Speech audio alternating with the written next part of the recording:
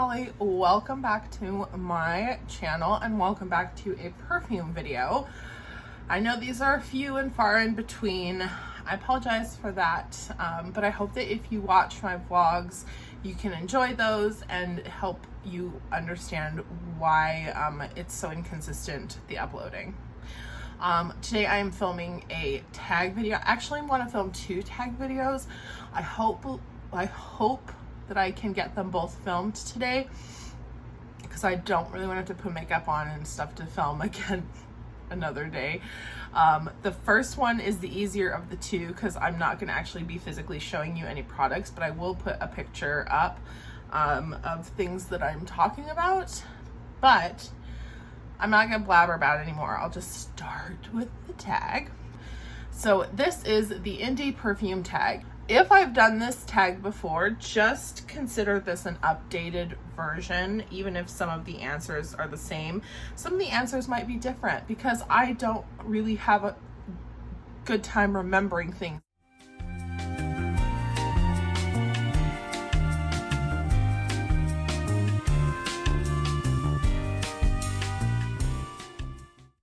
This tag was started by the handle Spooky Norah, at Spooky Norah. I don't know if it was on Instagram, TikTok, or YouTube. However, it could have been Reddit, it could have been Tumblr. I'm not sure. I will put this user's handle below.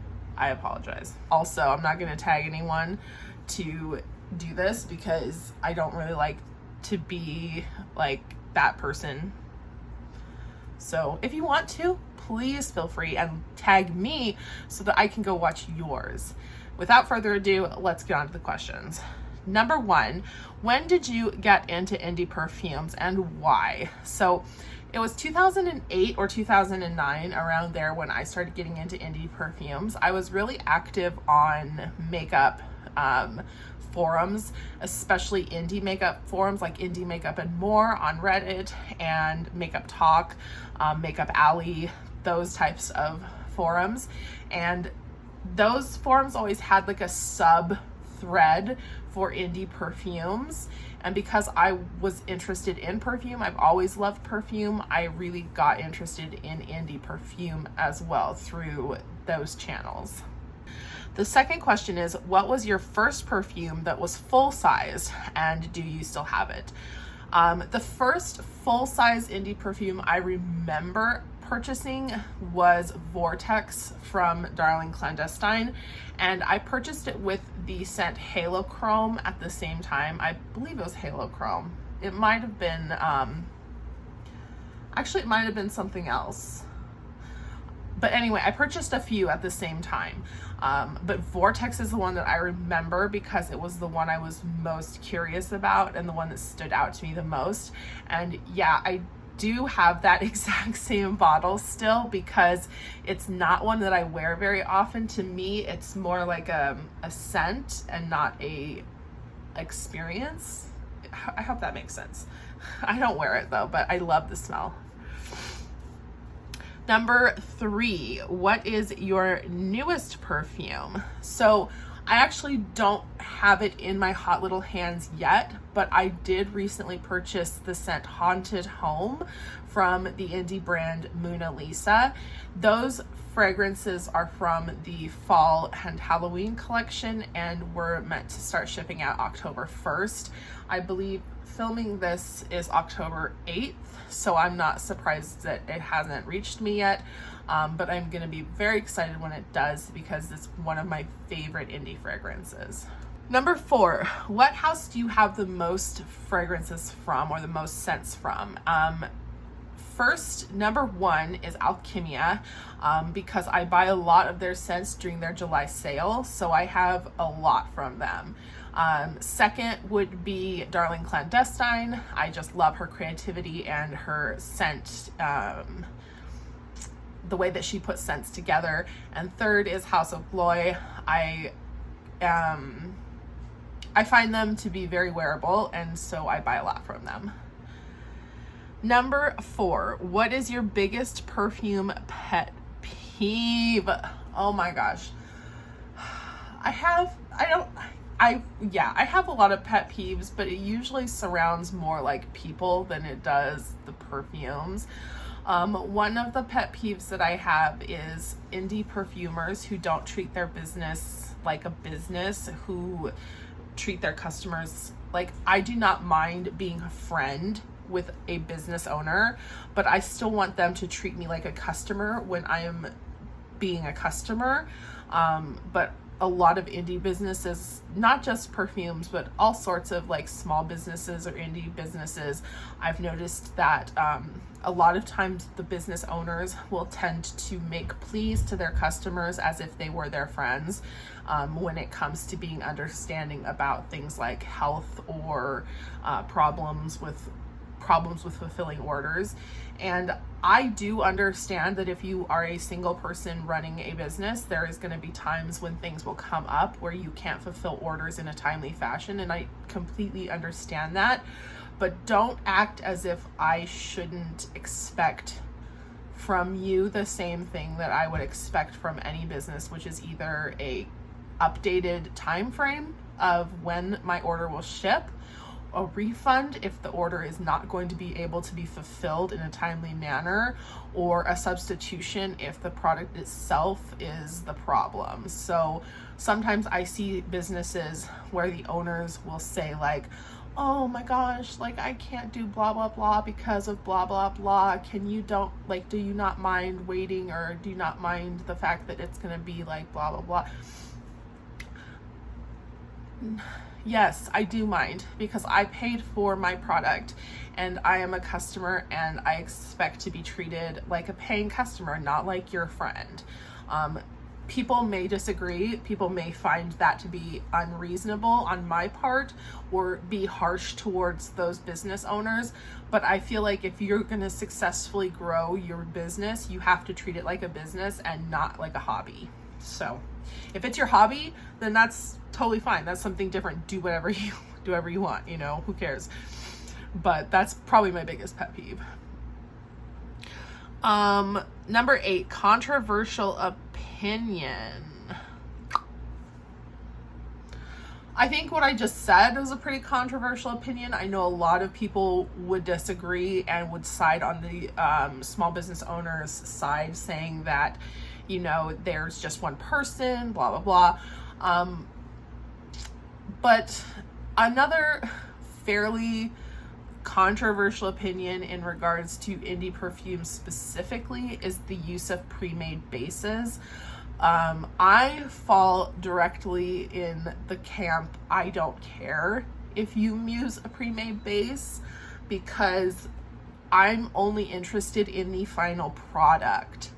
But a lot of people think that using pre-made bases is somehow cheating, and you're not a actual perfumer or indie perfume house if you're not making your bases yourself.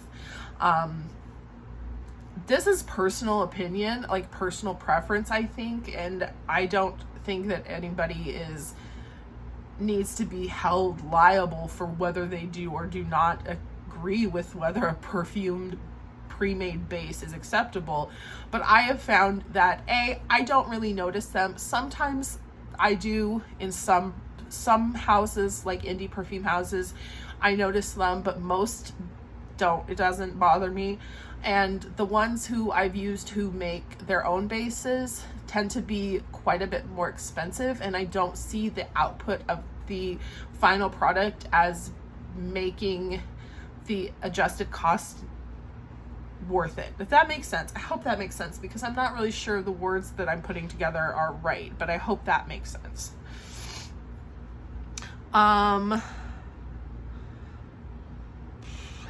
What scent do you wear to lift your mood is House of Glory Vice, because that is the best indie fragrance ever.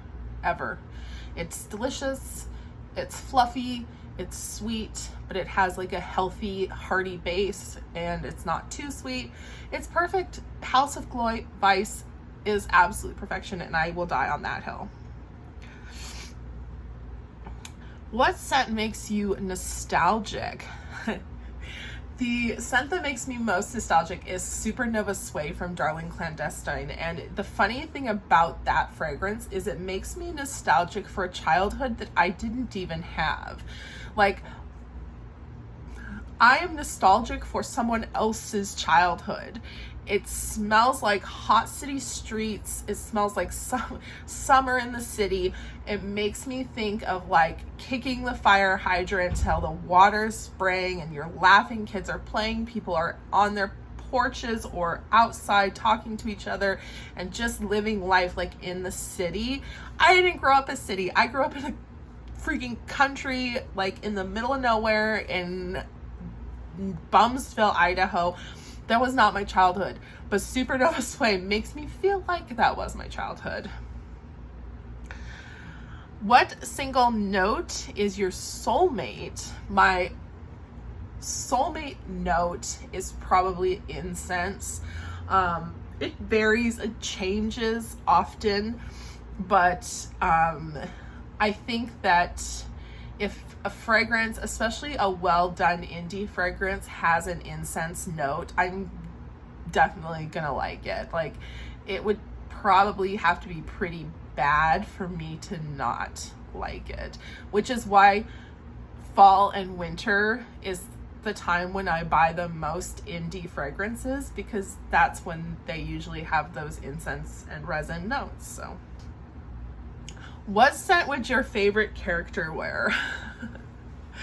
So my favorite character is from a Japanese manga.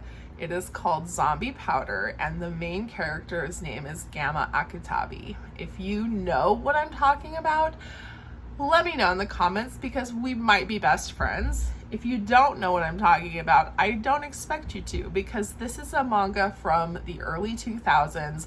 It had 4 volumes. They were printed in English, but the English only had 1 run. It was not a big deal. Kubo Tite, who was the mangaka, went on to do much bigger and better things with the manga and anime Bleach. So you may have heard of him and heard of Bleach, but you probably haven't heard of Zombie Powder. Regardless, Gamma Akutabi is my favorite character from every medium of all time, and I 100% think that if I were choosing a indie fragrance that he would wear, it would be Blue Valentine by Darling Clandestine. The notes, or the description, more accurate, for Blue Valentine. Inspired, of course, by Tom Waits, this one will make you die a little more each St. Valentine's Day. A moody bouquet of hyacinth and poppies and figs, washed down with whiskey and bitters and delicate musks and mint. Very potent and heady. This is hands down the fragrance I get the most compliments on from bystanders. I bring this fragrance back every, well, you know when. A unisex scent that is extremely unique.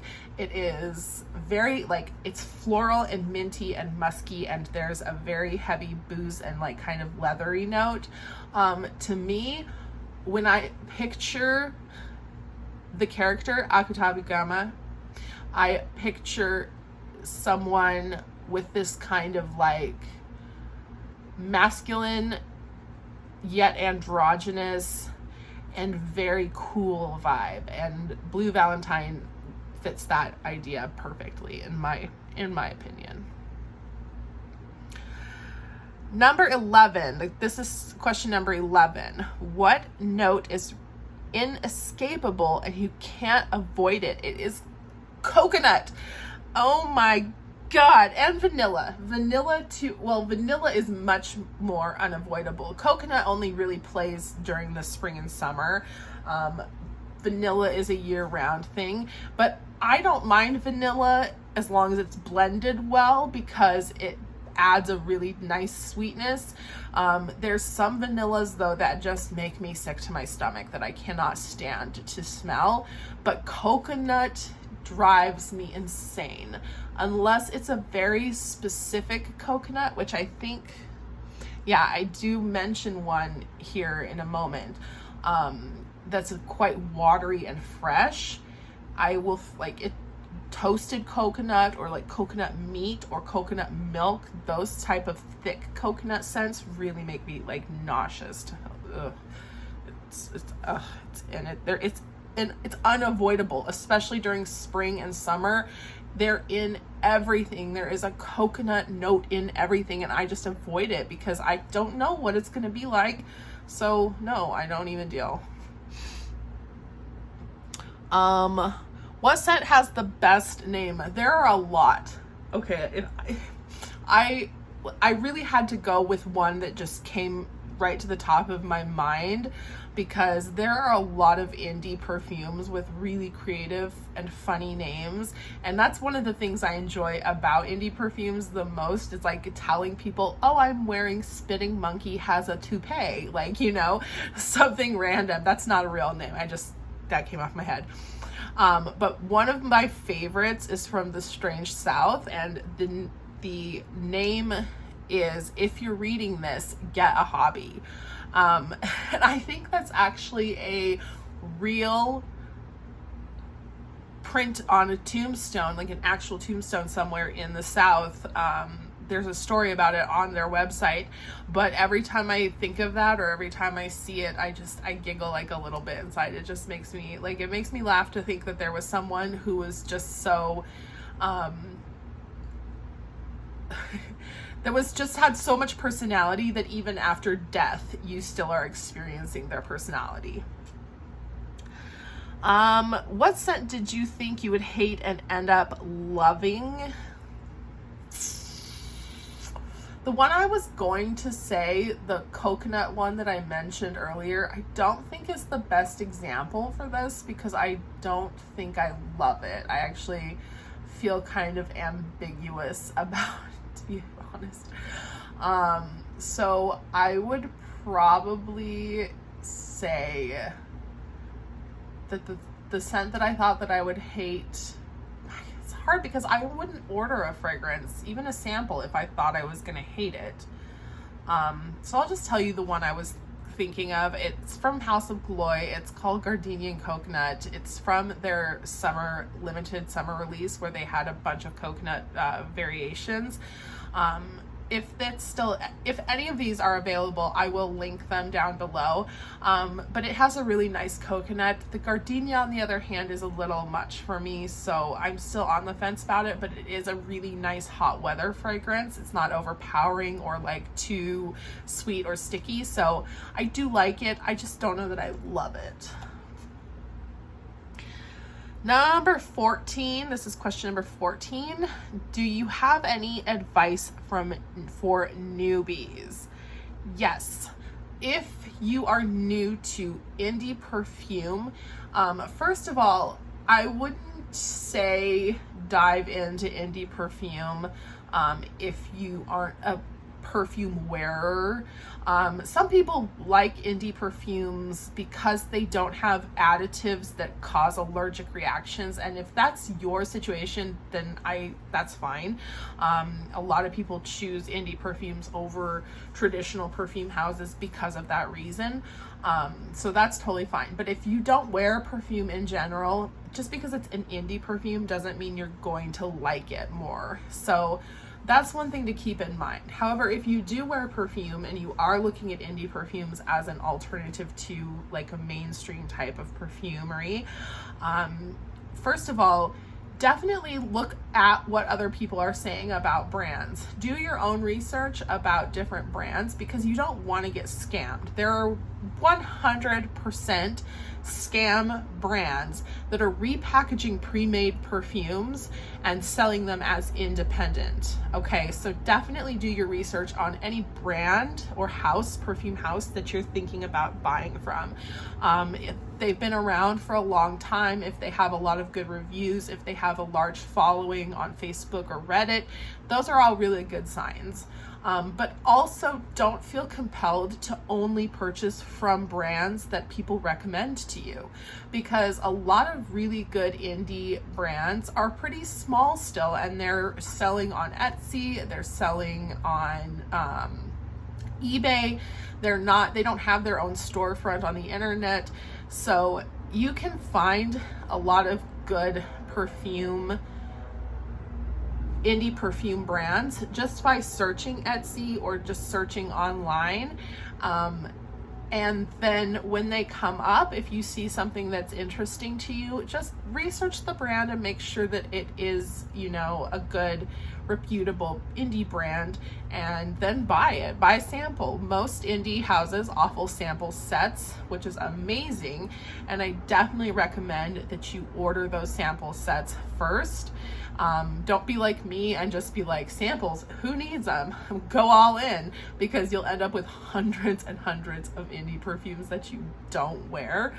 The other thing is, choose based on your preference over oil or EDP. Some indie brands don't offer eau de parfum or eau de toilette fragrances because it's more expensive. They can offer the smaller 5 ml oil-based perfumes at a much higher markup, so it's more affordable for them to do it that way. I would say if you don't want to wear an oil-based perfume, don't waste your time, because you might as well spend your money on something you're gonna wear instead of just feel like you need to be pressured into enjoying an oil-based perfume if that's not the type of fragrance you like. I don't usually wear any of my oil-based perfumes on the daily as like a fragrance. I'll either use them as a fragrance base for an eau de parfum, or I'll use them at night as a bedtime perfume, or I also repurpose them into household items such as like diffusers or scented, like I have like a thing, like a ball, it's like a, I don't know what the word is, but you put scent in it and then the scent goes out through the ball. It's like a aromatic room fragrance thing. Anyway, so I'll do stuff like that because I actually don't really love to wear the oil perfume on my skin. So definitely just play around and decide, like, discern your own preferences. Don't think that anybody's word is law, and don't think that anybody who has had a specific experience with one thing or another is in fact the like arbiter of taste for that thing. And number 15, what is your partner or significant other's favorite scent on you? My particular other is a particular other, yeah. He's not really a perfumey person. He's not really into fragrance. He doesn't really notice fragrance that much on me or just in general.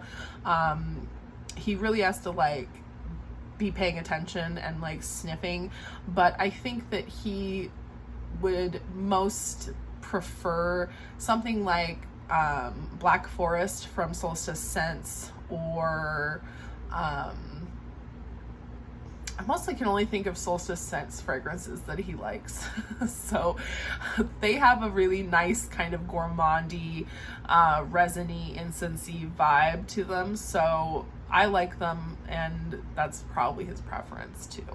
So anyway, that was the indie scent tag. If you are interested, if you're an indie scent fan, please do the tag. Let me know so I can come and check it out, because the fragrances and the brands that you like may be different than the fragrances and brands that I've tried, and I'd love to find new ones.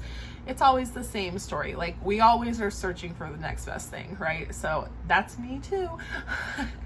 Anyway, if I see you in the next video, I hope that I do, and I hope that you enjoyed. Otherwise, take care, stay safe, and I love you. Bye.